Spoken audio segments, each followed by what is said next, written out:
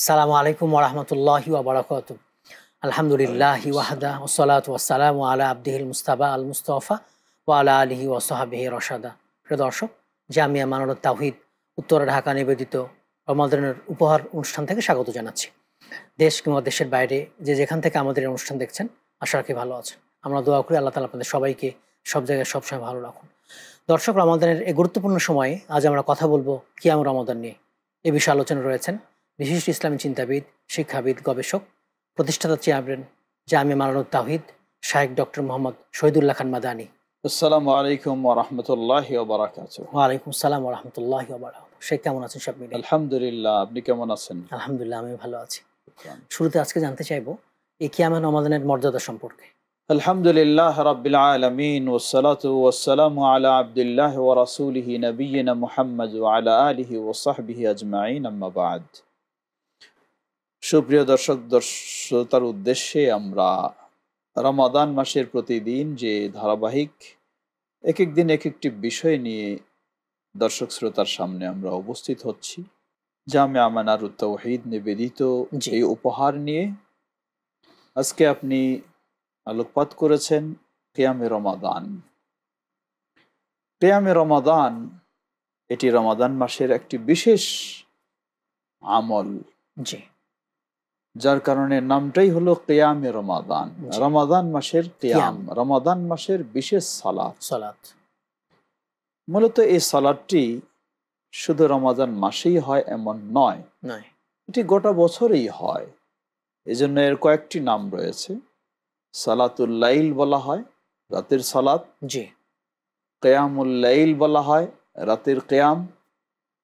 কিয়ামুর রমাদান বলা হয়, যা শুধু রমাদান মাসে এই নামটি প্রযোজ্য। অনুরূপভাবে তাহাজ্জুদ বলা হয়, যা গভীর রাতে হয়ে থাকে। এমনকি সালাতুল ওয়েতরও বলা হয়, যেহেতু একসাথে যদি পড়া হয় বেতের সহ। প্রায় 5টি নাম এই সালাতেরই কোরআন সুন্নাহয় বর্ণিত হয়েছে। তো কিয়াম রমাদানের মর্যাদা সম্পর্কে স্পষ্ট হাদিসে আমরা জানি, যা সহিহুল বুখারীর হাদিসে এসেছে। আল্লাহ রাসূল সাল্লাল্লাহু আলাইহি ওয়াসাল্লাম বলেন, মান কামা রমাদানা ঈমানান ওয়া ইহতিসাবা গুফিরা লাহু মা তাকাদ্দামা মিন যামবি। যে ব্যক্তি ঈমানের সাথে সওয়াবের আশায় রমাদানের রাতগুলিতে কিয়াম করবে, গুফিরা লাহু মা তাকাদ্দামা মিন যামবি, তাহলে তার অতীতের অপরাধগুলিকে আল্লাহ সুবহানাহু ওয়া তাআলা ক্ষমা করে দেবেন। সুতরাং আমরা বলবো কিয়ামে রমাদান অত্যন্ত একটি মর্যাদাপূর্ণ সালাহ। অন্য মাসে এই সালাত রয়েছে এবং তার মর্যাদা রয়েছে। যেমন হাদিসে এসেছে, আল্লাহ রাসূল সাল্লাল্লাহু আলাইহি ওয়াসাল্লাম বলেন, আফদালুস সালাতি বা'দাল মাকতুবা সালাতুল লাইল। সবচেয়ে উত্তম সালাত হলো ফরজ সালাতের পরে রাতের সালাত। এই রাতের সালাতটাই মূলত কিয়ামে রমাদান, এটি কিয়ামে রমাদান। সুতরাং একদিকে ফরজ সালাতের পরেই এটির যেমন মর্যাদা, অপরদিকে রমাদান মাসের জন্য বিশেষ আরো মর্যাদা হলো, যে ব্যক্তি এই সালাত ঠিকভাবে আদায় করবে ঈমানের সাথে সওয়াবের আশায়, আল্লাহ তার অতীতের ছোট গুনাহগুলিকে ক্ষমা করে দেবেন। বিশাল মর্যাদা। তাই আমরা বলবো, আমাদের সমাজে কিছু ভুল ধারণা রয়েছে। অনেকে মনে করে যে এটা মনে হয় তাহলে অপরিহার্য বিষয় রমাদানের জন্য। জবাব না, অপরিহার্য নয়, এটি নফল ইবাদত। নফল ইবাদত আপনি করতে পারলে আপনি সওয়াব পাবেন, মর্যাদা পাবেন। কিন্তু যদি আপনার জন্য সম্ভব না হয়, ছুটে যায়, এই জন্য গুনাহগার হবেন না। সিয়ামেরও কোনো ক্ষতি হবে না। ক্ষতি হবে এতটুকু যে আপনি সওয়াব থেকে বঞ্চিত হবেন। সুতরাং এর অনেক ফজিলত মর্যাদা রয়েছে। আমাদের সকলেরই সেটি গুরুত্ব দেওয়া এবং সেই অনুযায়ী আদায় করা উচিত। কিয়ামুল লাইলের রাকাত সংখ্যা, এটা নিয়ে এবারে কথা বলতে চাচ্ছি। ধন্যবাদ। এটি আরেকটি গুরুত্বপূর্ণ সাইড আপনি তুলে ধরেছেন। কিয়ামে রমাদান, এই কিয়ামে রমাদানকে আবার আমরা যে নাম দিয়েছি সালাতুত তারাবিহ বলে থাকি। এটি মনে রাখতে হবে, সালাতুত তারাবিহ এই নামটি কিন্তু কোনো হাদিসে বা কোরআন কারীমে ব্যবহার হয়নি। হাদিসে বলতে বোঝাচ্ছি রাসূল সাল্লাল্লাহু আলাইহি ওয়াসাল্লামের দেওয়া নাম নয়, এটি সাহাবীদের বক্তব্য থেকে অথবা আলেম ওলামাদের থেকে এই নামটি এসেছে। কারণ উম্মুল মুমিনিন আয়েশা রাদিয়াল্লাহু আনহা যে হাদিস সহিহুল বুখারী এবং মুসলিমে, যে তিনি বলছেন যে রাসূলুল্লাহ সাল্লাল্লাহু আলাইহি ওয়াসাল্লামের রমাদানে এবং রমাদান ছাড়া সর্বাবস্থায় 11 রাকাতের বেশি ছিল না। এই 11 রাকাতের বেশি ছিল না, এটার তিনি ব্যাখ্যা দিচ্ছেন। ব্যাখ্যা দিতে গিয়ে বলছেন, প্রথমে তিনি 4 রাকাত পড়তেন, ফালা তাসআল আন তুলিহিন্না ওয়া হুসনিহিন্না, এত দীর্ঘ করে পড়তেন এবং সুন্দর করে পড়তেন, এর দীর্ঘ ও সুন্দর সম্পর্কে তুমি আর জিজ্ঞাসা করো না, মানে প্রশ্নের বাইরে এটা। সুবহানাল্লাহ। এরপরে আল্লাহ রাসূল সাল্লাল্লাহু আলাইহি ওয়াসাল্লাম বিশ্রাম নিতেন, কিছুটা বিরতি নিতেন, আবার 4 রাকাত পড়তেন এবং 3 রাকাত বেতের পড়তেন। এভাবেই বর্ণনা দিয়েছেন উম্মুল মুমিনিন আয়েশা রাদিয়াল্লাহু আনহা। এই যে বিরতি নিতেন, তারাওয়িহ, এই বহুবচন শব্দটি একাধিক বিরতি, এই শব্দ থেকেই এই সালাতটার নামকরণ হয়েছে। আলেম ওলামারা নামকরণ করেছেন সালাতুত তারাবিহ। আসলে এটির নাম হলো কিয়াম রমাদান বা কিয়ামুল লাইল বা সালাতুল লাইল, এটার নাম। তারাবিহ আলেম ওলামারা এটি নামকরণ করেছেন। তো রাকাত সংখ্যা এই হাদিস আমাদেরকে বলে দিচ্ছে 11 রাকাত। আব্দুল্লাহ ইবনে আব্বাস রাদিয়াল্লাহু আনহু অন্যই থেকে পাওয়া যায় 13 রাকাত, সেটি হলো রাতের সালাতের বিষয়। কিন্তু রমাদানের ক্ষেত্রে যদি আমরা বলি তাহলে 11 রাকাতই পাওয়া যাচ্ছে। এখন এখানে আমাদের সমাজে আপনি জানেন প্রচলিত, সেটি 23 রাকাত আদায় করা হয়, 20 রাকাত আর 3 রাকাত বেতের সহ, এবং বলা হয় যে এই 30 রাকাতেই হলো সালাতুত তারাবির রাকাত সংখ্যা। মূলত আমরা ক্লিয়ার করে বলতে চাই, রাসূলুল্লাহ সাল্লাল্লাহু আলাইহি ওয়াসাল্লাম থেকে কখনো কোনো নির্ভরযোগ্য তথ্য নেই যে তিনি 20 রাকাত পড়েছেন বা 20 রাকাত পড়তে বলেছেন বা 20 রাকাতের সম্মতি দিয়েছেন। রাসূল সাল্লাল্লাহু আলাইহি ওয়াসাল্লাম থেকে এমন কোনো নির্ভরযোগ্য তথ্য নেই, কোনো প্রমাণ আসেনি। যেটি প্রসিদ্ধ বেশি বলা হয় মুআত্তা মালিকের বর্ণনা, তা হলো ওমর ইবনুল খাত্তাব রাদিয়াল্লাহু আনহু। রাসূল সাল্লাল্লাহু আলাইহি ওয়াসাল্লামের যুগে কিন্তু প্রতিদিন জামাত হয়নি, প্রতিদিন জামাতের প্রচলনটা ঘটিয়েছেন ওমর রাদিয়াল্লাহু আনহুর যুগে, তার নির্দেশে, তার সময়ে। সেটা বলা হয় মুআত্তা মালিকের বর্ণনার আলোকে যে সেই সালাত ছিল 20 রাকাত। মূলত ইমাম ইবনে হাজার আল আসকালানী রাহিমাহুল্লাহ ফাতহুল বারিতে সহিহুল বুখারীর এই ব্যাখ্যা গ্রন্থে তিনি অনেক রিওয়ায়াত নিয়ে এসেছেন, যেগুলি দিয়ে তিনি প্রমাণ করছেন যে না, ওমর রাদিয়াল্লাহু আনহু যা শুরু করে দিয়েছিলেন জামাত, সেটিও ছিল 11 রাকাতের। সর্বোপরি আমরা বলবো রাসূল সাল্লাল্লাহু আলাইহি ওয়াসাল্লাম থেকে অন্য আরেকটি হাদিস এসেছে, তিনি বলেন সালাতুল লাইলি মাসনা ওয়া মাসনা। রাতের সালাত সম্পর্কে জিজ্ঞাসা করা হলে বললেন যে রাতের সালাত হলো 2 রাকাত 2 রাকাত করে। যদি এরপর ফজরের আশঙ্কা হয়ে যায় তাহলে 1 রাকাত বেতর দিয়ে শেষ করবে। তো এই রাতের সালাত 2 রাকাত 2 রাকাত, এই জন্য অনেক বিজ্ঞ উলামায়ে কেরাম কেউ কেউ মনে করেন যেহেতু রাসূল সাল্লাল্লাহু আলাইহি ওয়াসাল্লামের আমল থেকে সীমাবদ্ধ রাকাত পাওয়া যায়, নির্দিষ্ট রাকাত সংখ্যা পাওয়া যায়, কিন্তু রাসূল সাল্লামের বক্তব্যটা হলো উন্মুক্ত।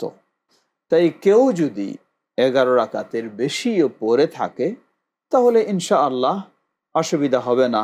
তবে কখনো বলা যাবে না যে 11 রাকাতের বেশি 20 রাকাত বা 28 রাকাত বা আরো কিছু, এটাই সুন্নাহ, এটার উপরে ইজমা হয়ে গেছে, এমনটি কখনো বলা উচিত হবে না।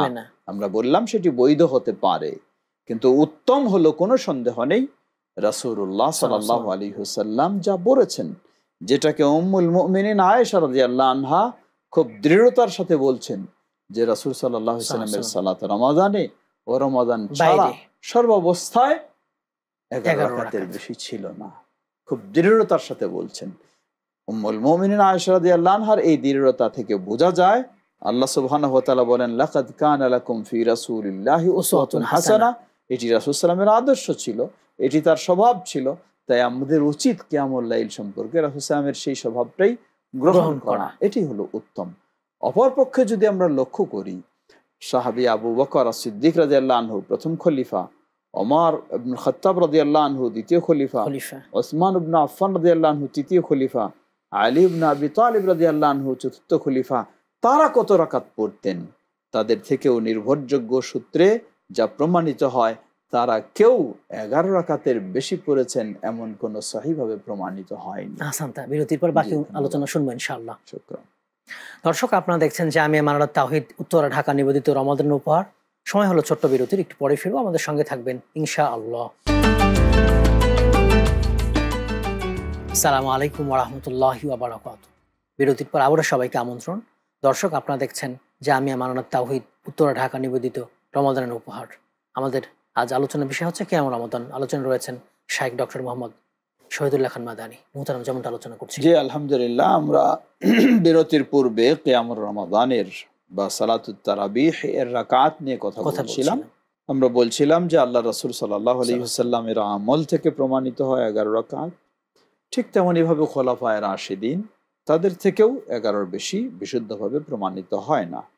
আমাদের কোনো ভাই এটার খুব তীব্র প্রতিবাদ করেন, কিসের এটা তো তাহাজ্জুদ, এটা তারাবি নয়।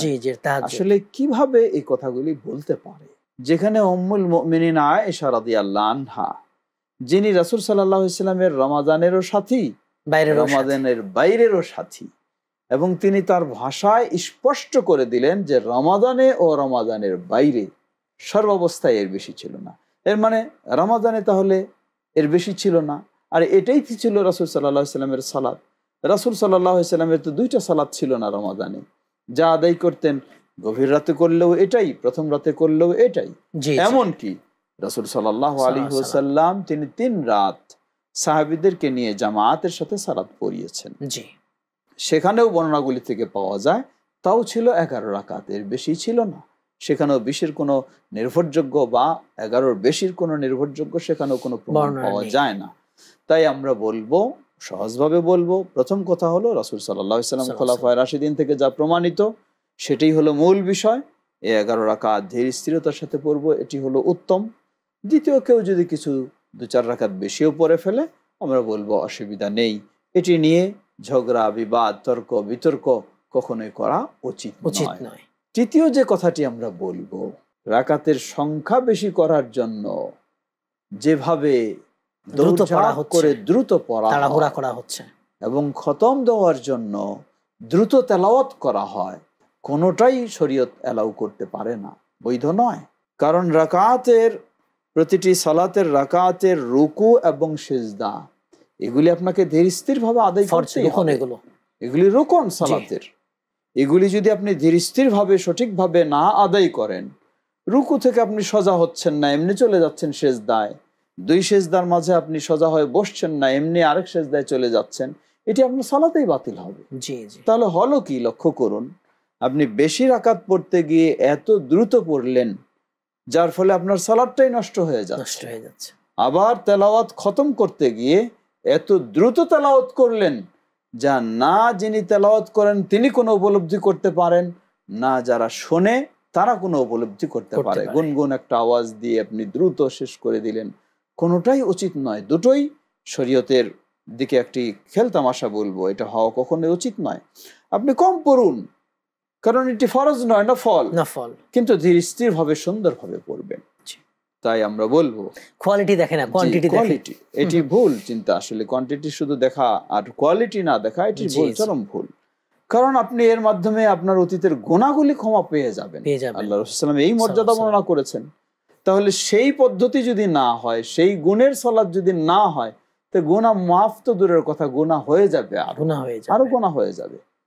তাই এই জন্য অনেক সময় একটু, যদিও কারো কাছে শুনতে খারাপ লাগবে, নামটা হলো সালাতুত তারাবিহ, কিন্তু বেশি পড়তে পড়তে গিয়ে ওটা সালাত তাড়াতাড়ি হয়ে যায়, ওটা তারাবিহ আর থাকে না। তারাবিহ অর্থই হলো ধীর স্থিরতার সাথে বিশ্রাম নিয়ে আস্তে আস্তে পড়বেন, এটাই হলো তারাবিহ, কিন্তু হয়ে যায় তাড়াতাড়ি, নামটা যেন বিকৃত হয়ে গেছে। লা হাওলা ওয়ালা কুওয়াতা ইল্লা বিল্লাহ। দ্বিতীয়, এখানে লক্ষ্য করুন রাসূল সাল্লাল্লাহু আলাইহি ওয়াসাল্লাম কি ধীর স্থিরতার সাথে করতেন, যেটি অন্য বর্ণনায় এসেছে। আল্লাহ রাসূল সাল্লাল্লাহু আলাইহি ওয়াসাল্লাম এই 11 রাকাত কিভাবে আদায় করতেন, সাহাবী বলছেন যে তিনি সূরা ফাতিহা পাঠ করতেন প্রথম রাকাতে, সূরা ফাতিহার পরে সূরা বাকারা পাঠ করতেন, তারপরে সূরা আলে ইমরান, সূরা নিসা পাঠ করতেন, এখানে ব্রেক কিন্তু, সূরা নিসা পাঠ করতেন, তারপর সূরা আলে ইমরান পাঠ করতেন। এইভাবে হাদিসে এসেছে, সিরিয়াল ভঙ্গ করে এসেছে। এই সূরা নিসা পর্যন্ত প্রায় 6 পারা। তাহলে এক রাকাতে 6 পারা সূরা ফাতিহা পাঠ করার পরে 6 পারার মতো তেলাওয়াত করতেন। সুবহানাল্লাহ, কি দীর্ঘ ছিল। আবার বলছেন যে যতক্ষণ তেলাওয়াত করতেন অতক্ষণ রুকুতে থাকতেন, যতক্ষণ রুকুতে থাকতেন ততক্ষণ রুকু থেকে দাঁড়িয়ে আবার ততক্ষণ থাকতেন, ততক্ষণ সেজদা থাকতেন, ততক্ষণ 2 সেজদার মাঝে থাকতেন। এতে হিসাব করলে দেখা যায় যে এক রাকাত রাসূল সাল্লাল্লাহু আলাইহি সাল্লামের 36 পারা তেলাওয়াতের সমান। সুবহানাল্লাহ, 36 পারা তেলাওয়াতের সমান। এইভাবে 8 রাকাতের এইভাবে 8 রাকাত পড়তেন। তারপরেও আবার কিছু রাত পড়তেন, কিছু রাত কি করতেন, ঘুমাতেন। সুবহানাল্লাহ, সময়ের বরকত ছিল। তো উদ্দেশ্য এখানে বলা, লম্বা তেলাওয়াত হবে, ধীর স্থির ভাবে হবে, সেভাবে আমাদের হওয়া উচিত। শুধু তড়িঘড়ি করে রাকাতের সংখ্যা বৃদ্ধি করা এমনটি কখনোই কাম্য নয়। ঠিক, আমরা পদ্ধতি অনেকটা বলে ফেলেছি, আর একটু যোগ করতে চাচ্ছি। ধন্যবাদ। পদ্ধতির ক্ষেত্রে আমরা একটু রাসূল সাল্লাল্লাহু আলাইহি ওয়াসাল্লাম কি ধীর স্থিরতার সাথে পড়তেন সেই পদ্ধতি আমরা একটু আলোকপাত করেছি। এরপরও আমরা বলবো, বিশেষ করে সালাতুত তারাবিতে আমরা অনেকে মনে করি কোরআন খতম করা মনে হয় এটা একটা শর্ত। আসলে কোরআন খতম করা সালাতুত তারাবি কোনো শর্ত নয়, বরং লক্ষণীয় হলো যত বেশি আপনি তেলাওয়াত করতে পারবেন তত ভালো। কিয়ামুল লাইল, কিয়াম রমাদান বা সালাতুত তারাবিহে যত বেশি আপনি তেলাওয়াত করতে পারবেন তত বেশি ভালো। এক পারার এক খতমের জায়গায় যদি 2 খতমও আপনি পড়তে পারেন আলহামদুলিল্লাহ ভালো, কিন্তু লক্ষণীয় হলো তেলাওয়াতটা হতে হবে ধীর স্থিরতার সাথে, সুন্দরভাবে, যেন মন্ত্রের মতো না হয়। আমাদের অনেক জায়গায় দেখা যায়, এখন ইদানিং দেখা যায় কি, ইদানিং দেখা যায় যে শর্ট কোর্স, তারাবিরও শর্ট কোর্স। জি জি, মানে যারা ব্যস্ত মানুষ তাদের এখন সময় নাই পূর্ণ মাস প্রতিদিন সময় দেওয়া, তাই তারা কি করেন 10 দিনে খতম 10 দিনে খতম, বাস এরপরে তারা ফ্রি হয়ে যান। ব্যবসা, এমনটি কাজ কখনোই হওয়া উচিত নয়। আপনি যতটুকু পারবেন ততটুকু পড়বেন, কোনো অস্থিরতা নেই, কোনো বাধ্যবাধকতা নেই, কারণ এটি নফল ইবাদত। তাই আমরা বলবো যে সালাতের গুরুত্ব এবং সালাতের ধীরস্থিরতা, রাসূল সাল্লাল্লাহু আলাইহি ওয়াসাল্লামের সঠিক পন্থা, সেটি অবলম্বন করাই উচিত। শুধু দায় সারা কাম হওয়াটা কখনোই উচিত নয়।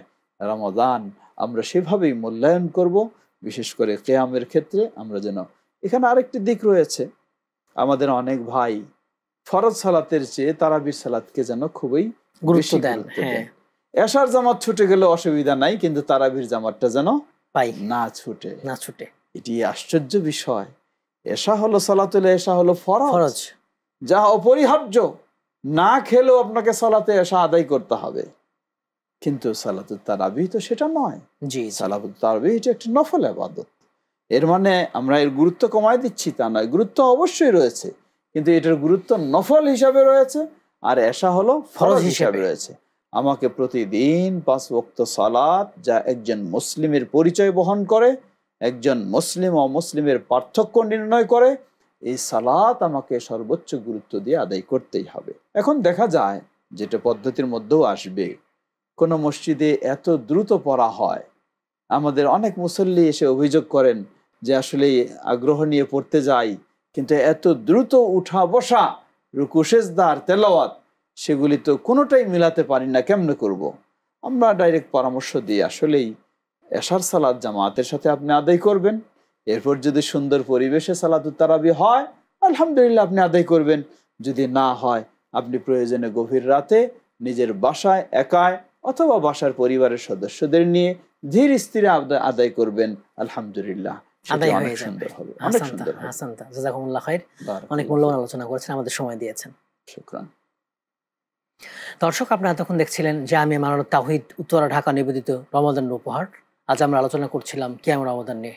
আলোচনা ছিলেন শাইখ ডক্টর মোহাম্মদ শহীদুল্লাহ খান মাদানী। খুব সুন্দর করে বলে দিয়েছেন কিয়াম রমাদান এটা কেমন লাইল, মর্যাদা হচ্ছে ফরজ সালাতের পরে শ্রেষ্ঠ সালাত। আবার কিয়াম রমাদানের মাধ্যমে আমরা ক্ষমা লাভ করছি। তাই আসুন আমরা কিয়াম রমাদানের কোয়ালিটি দেখব, কোয়ান্টিটি না।